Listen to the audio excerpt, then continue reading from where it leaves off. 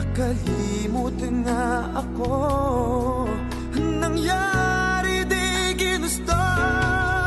Ako pa ba'y kayang yakapin ang init ng halik sa akin?